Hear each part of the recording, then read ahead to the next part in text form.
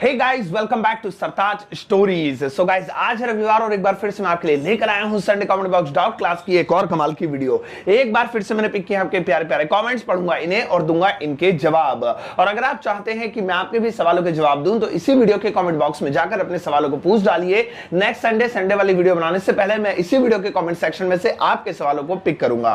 तो चलो नोटबुक और पेन लेकर बैठ जाओ, जो चीज काम की लगे उसे नोट कर लेना। पहला सवाल मैंने पिक किया है अमन कौर का। लिखा है, sir thank you for providing doubt session, please explain difference between से एंड स्पीक विद एग्जांपल। से और स्पीक में एग्जांपल के साथ डिफरेंस बताइए, यानी कि फर्क बताइए। ये वो दो शब्द है जिनको लेकर अक्सर लोग कंफ्यूज्ड होते हैं, क्योंकि लोगों को लगता है कौन सा वाला कहां लगाना है। देखिए, अगर मीनिंग की बात करें तो दोनों की मीनिंग अलग अलग है। से का मतलब होता है कहना और स्पीक का मतलब होता है बोलना। बात सिंपल सी है, जब भी बोलना आए तो वहां स्पीक लगाएंगे, मैं बोल रहा हूं, आई एम स्पीकिंग, तुमने बोला, यू स्पोक। और जब भी कहना आए वहां पर से लगाएंगे, उसने कहा, ही सैड, मैं कहूंगा, आई विल से। लेकिन दिक्कत कहां पर होती है? दिक्कत होती है स्टोरी टेलिंग में। देखिए, रूल है इंग्लिश का, जब भी आप कोई कहानी सुना रहे हैं और कोई भी कैरेक्टर है उसके बारे में कहना है कि वह बोला, शेर बोला, राजा बोला, राजा बोलता है, उसकी मां बोलती है, तो कहानी सुनाते वक्त अगर बोलना शब्द आए तब वहां स्पीक नहीं लगाएंगे, वहां पर आपको से ही यूज करना पड़ेगा। राजा बोला, मैं तुम सबको मार दूंगा, तो यहां पे कहानी सुना रहे हैं, हम एक स्टोरी टेल कर रहे हैं। तो ऐसी कंडीशन में द किंग सैड, स्पोक नहीं, सैड, कहा, बोला, ऐसे बोलेंगे। तो याद रखेंगे ये फर्क स्पीक और से में। अगला सवाल पूछा है कृष्णा सिंह ने। लिखते हैं, sir I asked a question, my self, your self, himself, itself का मतलब खुद या स्वयं होता है, पर इनका यूज कब करते हैं? Please pick my question. बढ़िया सवाल है और आपके सवाल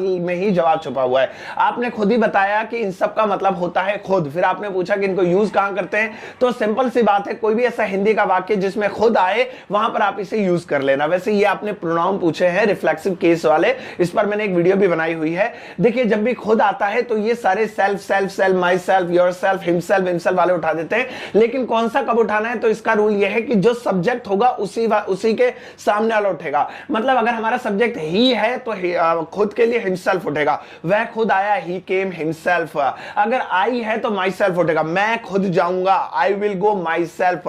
तो आई के लिए माई सेल्फ, यू के लिए योर सेल्फ, ही के लिए हिमसेल्फ, शी के लिए हर सेल्फ। ये ऐसे चार्ट याद करनी पड़ती है। उसके बाद हिंदी में जहां भी खुद आए, मैं खुद जाऊंगा, तुम खुद आओगे, रेल खुद चलती है, हम खुद गाने सुनेंगे, वहां पर आप इन सब का यूज करिए। अगला सवाल पूछा है नवजीत चौधरी ने। लिखा है, hello sir, hi Navjeet, I am Navjyoti, okay Navjyoti, and I am from North East, और मैं नॉर्थ ईस्ट से हूं।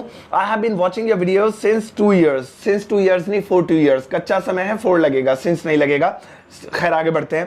And I have been learning a lot by watching your videos, और मैंने बहुत कुछ सीखा है, सीख रही हूं आपकी वीडियोस द्वारा।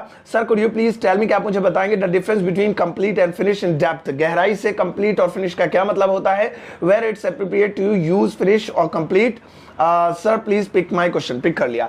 आपने पूछा है कंप्लीट और फिनिश में क्या फर्क होता है। देखिए, इतना याद रखिए, जो फिनिश शब्द है ये एंड से निकला हुआ है, and E and A and D वाला नहीं, E and D, and. And मतलब किस चीज का खात्मा, दी एंड, जैसे फिल्म का खात्मा हो जाता है, एंड हो जाती है। तो जब भी कोई काम एंड हो जाए, अब बचा ही नहीं है आगे के लिए, तो वहां पर आप उस काम के लिए कहिए फिनिश। और कोई काम है जो खत्म नहीं होगा, लेकिन उसका आज का जो हिस्सा है वो आपने कंप्लीट कर लिया है, तो उसे कंप्लीट कहेंगे। देखिए, मैंने कंप्लीट ही बोल दिया। एग्जाम्पल के तौर पे मैं रोज वीडियोस बनाता हूं, तो मेरा जो वीडियो का काम है इसका मतलब ये कभी फिनिश नहीं होगा। ये कभी फिनिश होगा तो चैनल ही बंद हो जाएगा। तो मैं रोज वीडियो बनाने के बाद कहता हूं आज की वीडियो कंप्लीट हो गई, बन गई। तो आप ऑफिस जाते हैं, ऑफिस जाने के बाद आप अपना काम लास्ट में क्या करते हैं? कंप्लीट करते हैं, क्योंकि जिस दिन आपने काम फिनिश किया उस दिन आपकी छुट्टी, क्योंकि काम एंड हो गया। तो कोई भी काम जब आप एंड कर देते हैं, उसका अब है ही नहीं आगे करने के लिए, ना कल ना परसों, कभी नहीं है, तो वो फिनिश हो गया। उस काम को आप कहेंगे फिनिश। और जो काम कंप्लीट हो गया, एक पार्ट उसका कंप्लीट हो गया, आगे अगले दिन होगा, तो वहां पर उसे कंप्लीट कहेंगे। अगला सवाल पूछा है एसके ब्रिलियंट इंग्लिश एकेडमी बेल्सन ने। लिखा है,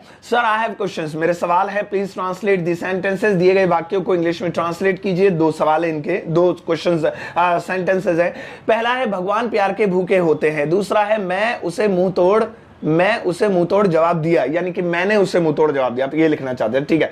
तो पहला है, भगवान प्यार के भूखे होते हैं। ये नॉर्मली आप इसे एज इट इज बना सकते हैं, the God is hungry for the love. The God जो भगवान है, ईश्वर है, is hungry for the love, जैसा कि आपका सेंटेंस है, मैं बस उसकी ट्रांसलेशन बता रहा हूं। अगला है, मैंने उसे मुंह तोड़ जवाब दिया। तो मुंह तोड़ जवाब देना, करारा जवाब देना, इसके लिए जो इंग्लिश होती है वो होती है रिटॉर्ट। यानी कि मुंह तोड़ जवाब देना या करारा जवाब देना रिटॉर्ट कहलाता है। तो तो दिया रिटॉर्टेड हो जाएगा, सेकंड फॉर्म लग जाएगी। तो मैंने उसे मुंह तोड़ जवाब दिया तो इंग्लिश होगी आई रिटॉर्टेड हिम। लड़का है तो हिम लिख दो, लड़की है तो हर लिख दो, आई रिटॉर्टेड हिम। अगला सवाल पूछा है अक्षय ने, लिखा है hello sir, hi Akshay, how to translate following sentences. दिए गए वाक्यों को कैसे ट्रांसलेट करें। कल मैंने ही आपको खत भेजा था, कल मैंने आपको ही खत भेजा था, कल ही मैंने आपको खत भेजा था, कल मैंने आपको खत ही भेजा था, कल मैंने आपको खत भेजा ही था। वाह, 5 सवाल, पांचों एक जैसे, लेकिन स्ट्रेस आपने अलग अलग जगह पर दिया है ही के सहारे। तो चलिए बनाते हैं। देखिए जैसे पहला आपका सवाल है कल मैंने ही आपको खत भेजा था, तो इसमें मैंने पे स्ट्रेस आ रहा है, मैंने ही। तो इंग्लिश होगी it was me who sent you a letter yesterday, it was me who sent you a letter yesterday.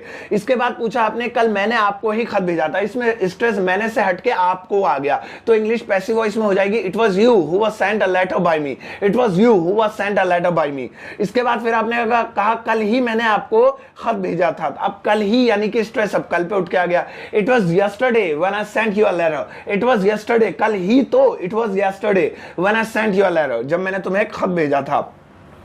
फिर आपने कहा कल मैंने आपको खत ही भेजा था, सो अब खत पे आके स्ट्रेस अटक गया तो होंगे it was the letter what I sent to you yesterday, कल आया ना, हाँ it was the letter what I sent you yesterday, तो इट वाज द लेटर, वो एक खत ही था, खत पे स्ट्रेस आ गया। लास्ट में आपने पूछा कल मैंने आपको खत भेजा ही था, अब यहां पे इट वाज का यूज नहीं होगा, इसमें एज सुन एज का प्रयोग करके बना लेंगे, तो इंग्लिश होगी as soon as I sent you a letter yesterday, as soon as जैसे ही भेजा ही था, I sent a letter to you yesterday. तो ऐसे इस तरह से ये ट्रांसलेट होंगे मेरे अनुसार। अगला सवाल है मोहम्मद आसिफ का, लिखा है sir what is the of kingdom and empire, what is the meaning बोलना था आपको, आपने लिखा नहीं।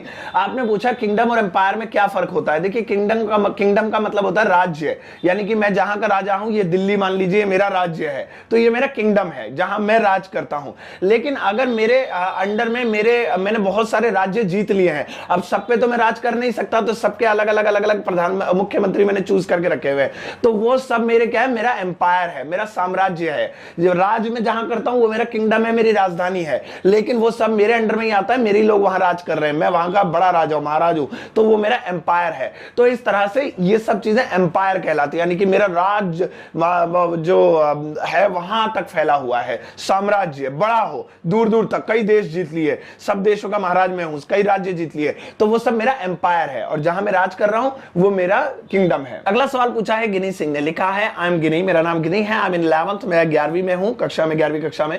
सर मैं क्वेश्चन, मेरा सवाल है यार मैंने तो कल ही कर लिया है या कर लिया था, इसको इंग्लिश में कैसे बनाएंगे। यार मैंने तो कल ही कर लिया था, इसको इंग्लिश में बनाएंगे I had done it yesterday, I had done it yesterday, इसका मतलब होगा मैंने कल ही कर लिया था। अब यार के लिए क्या लगाएं तो डिपेंड करता है, अगर आप किसी लड़के से बोल रहे हैं तो आप कहेंगे oh man I had done it yesterday, oh man लड़के से बोल रहे हैं तो, और अगर लड़की से बोल रहे हैं तो आप डियर या ओ गर्ल, ओ डियर ऐसे भी बोल सकते हैं। यार के लिए अलग अलग शब्द यूज आप कर सकते हैं। अगला सवाल पूछा है अंजलि सिंह ने, लिखा है hello sir, hi Anjali, how can I improve my self, improve लिखा है आपने, इंप्रूव लिखना था। How can I improve my self, मैं अपने आप को इंप्रूव कैसे कर सकती हूँ इंग्लिश में, because I belong to UP, क्योंकि मैं उत्तर प्रदेश स्टेट से बिलोंग करती हूँ, and my pronunciation is not good, और मेरा जो उच्चारण है बोलने का, प्रोनाउंसिएशन है, तलफ्फुज़ है, बिल्कुल भी अच्छा नहीं है। प्लीज हेल्प मी, मुझे मेरी हेल्प कीजिए, लोगों के बीच बोलने में अटकती हूँ, and my grammar is also no good, मेरी ग्रामर भी अच्छी नहीं है। अंजलि जैसा कि आपने कहा आप उत्तर प्रदेश से बिलोंग करती हैं, देखिए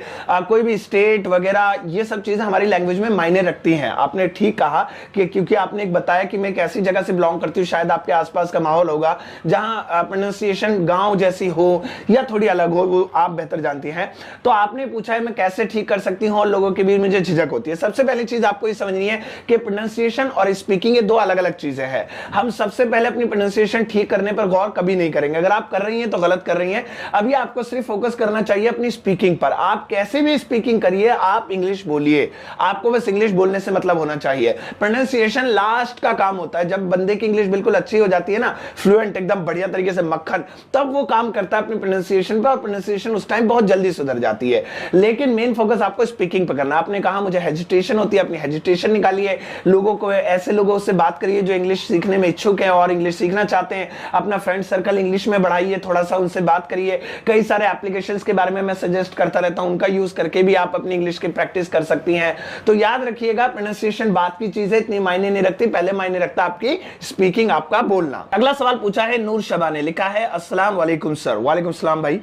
सर आप मुझे सेंटेंस का मतलब हिंदी में बताइए। कौन सा सेंटेंस है? That is all. अच्छा, दैट इज ऑल। पहली बात तो ये ठीक है, सेंटेंस तो सही है दैट इज ऑल, लेकिन इसे हमेशा शॉर्ट में बोलते हैं, दैट इज को दैट्स, तो ये बोलने में आता है दैट्स ऑल, दैट्स ऑल। अब दैट्स ऑल का हिंदी में मतलब होता है ये था जो है, अब जो है ये है तुम्हारे सामने, ये मतलब कोई भी चीज, कोई भी बात आप बता रहे हैं, जैसे वो कंप्लीट होती है तो उसके लास्ट में आप बोलिए दैट्स ऑल। भाई ये है जो बात है, जो मैंने बतानी थी ना, ये सारी बात है जो मैंने आपके आगे रखी है, दैट्स ऑल। कुछ लोग दैट्स इट भी बोलते हैं, दैट्स इट, वो भी ठीक है, दैट्स ऑल भी बोलते हैं। आपने किसी को मान लीजिए कपड़े दिखाने थे, आपने सारे कपड़े एक एक करके दिखाए, कोई दुकानदार होता है ना, कपड़े दिखाता है खोल खोल के, फिर लास्ट में क्या कहता है, देख लो जी बहन जी, ये जो कुछ है अब नहीं है हमारे पास वैरायटी, इसी में से पसंद कर लो। तो जैसे ही खात्मा हो जाएगा सामान का तो फौरन कहेंगे दैट्स ऑल, ये लो जी हो गया। तो किसी भी चीज के एंड में जब आपको बोलना जो भी है ये है, तो आप बोलिए दैट्स ऑल। अगला सवाल पूछा है किरण सोलंकी ने, लिखा है जय श्री कृष्ण सर। जय Shri Krishna ji. I ask a question, मेरा एक सवाल है सर। पहला सवाल है, चपाती के साथ मेक का यूज होगा या कुक का होगा? चपाती के साथ मेक का यूज होगा, मतलब जिस भी चीज को आप ढककर भाप लगाकर बनाते हैं उसके लिए कुक लगाते हैं। जैसे दाल है तो उसे भाप गला के बनाएंगे तो वो कुक की जाएगी, सब्जी है तो वो कुक की जाएगी, नॉनवेज है तो उसको भाप लगा के गलाया जाता है तो कुक किया जाएगा। और कोई भी चीज नॉर्मली गर्म करने से या मतलब बिना भाप लगाए बन जाए तो ऐसी कंडीशन में उसको मेक किया जाएगा, मेक। अच्छा, तो मेक पहला सवाल आपका क्लियर हो गया। दूसरा आपने पूछा है सर शादी में शादी की सालगिरह के लिए वेडिंग का यूज होगा या मैरिज का? Please answer me. शादी की जो सालगिरह है उसके लिए आप मैरिज का यूज करिए, ज्यादा पॉपुलर है मैरिज एनिवर्सरी। वेडिंग एनिवर्सरी भी बोल सकते हैं, कोई दिक्कत नहीं है, लेकिन दोनों में फर्क मैंने अपनी एक वीडियो में बताया हुआ है, एक बार फिर से एक्सप्लेन करूंगा। फिलहाल आपका आंसर है कि आप यहां मैरिज का यूज कीजिए। अगला सवाल पूछा है टीना विश्वास ने, लिखा है hello sir. Hi Tina, I am Tina, मेरा नाम टीना है and I am really fond of your videos, और मैं आपकी वीडियोस देखने की आदी हूं। Thank you so much Tina, I really admire you. मैं आपकी बहुत तारीफ करती हूं, यानी मुझे आपकी वीडियोस अच्छी लगती हैं। Sir I have a question, मेरा एक सवाल है, मेरा डाउट ये है, what do they mean go banana, कि इनका मतलब क्या होता है? Go banana and break your silence, और ब्रेक योर साइलेंस का मतलब क्या होता है? Hope you will raise my doubt, I hope कि आप मेरे डाउट को खत्म करेंगे। Lots of love to you and to your family. Thank you so much टीना। गो बनाना का मतलब क्या होता है? गो बनाना एक फ्रेज है, इसका मतलब होता है गुस्सा हो जाना, नाराज हो जाना। My mother will go banana on me, मेरी जो माता जी है मुझ पर बहुत ज्यादा गुस्सा हो जाएंगी। तो अंग्रेजी का ये एक फ्रेज है जिसका मतलब होता है नाराज हो जाना। ब्रेक योर साइलेंस का मतलब होता है चुप्पी तोड़ना। नाउ ब्रेक योर साइलेंस, आप तो चुप्पी तोड़ो, कुछ तो बोलो यार, तुम तो बोल ही नहीं रहे हो, चुपचाप बैठे हुए हो, सांप सूंघ गया है क्या? सो ब्रेक योर साइलेंस मतलब कि चुप्पी तोड़ना, कुछ बोलना, सन्नाटा भंग करना, ये होता है। तो ये दोनों के मतलब मैंने आपको बताए। तो भाई ये थी आज की संडे वाली क्लास। आई एम श्योर आपको मजा आया होगा और बहुत सारी नॉलेज भी मिली होगी। मुझे जरूर बताइएगा इस वीडियो के कमेंट सेक्शन में। एक बार फिर से बता देता हूं कि अगर आपका कोई सवाल है, कोई सवाल आप पूछना चाहते हैं, तो इसी वीडियो के कमेंट सेक्शन में जाकर अपने सवाल को पोस्ट कर दीजिए। इसी तरह से संडे वाली वीडियो का इंतजार करने के लिए बहुत बहुत शुक्रिया। नेक्स्ट संडे एक बार फिर से मैं लेकर आऊंगा एक नया सेशन, बहुत सारे नए सवालों के साथ, और जिन लोगों के सवालों के जवाब मैं नहीं दे पाया, आई एम रियली सॉरी। एक वीडियो में इतने सारे सवालों को पिक करना बहुत मुश्किल होता है, लेकिन मैं कोशिश करूंगा उन्हीं के कमेंट में जाकर उनके जवाब देने की। अपना ध्यान रखिएगा, तब तक के लिए टेक केयर, बाय बाय।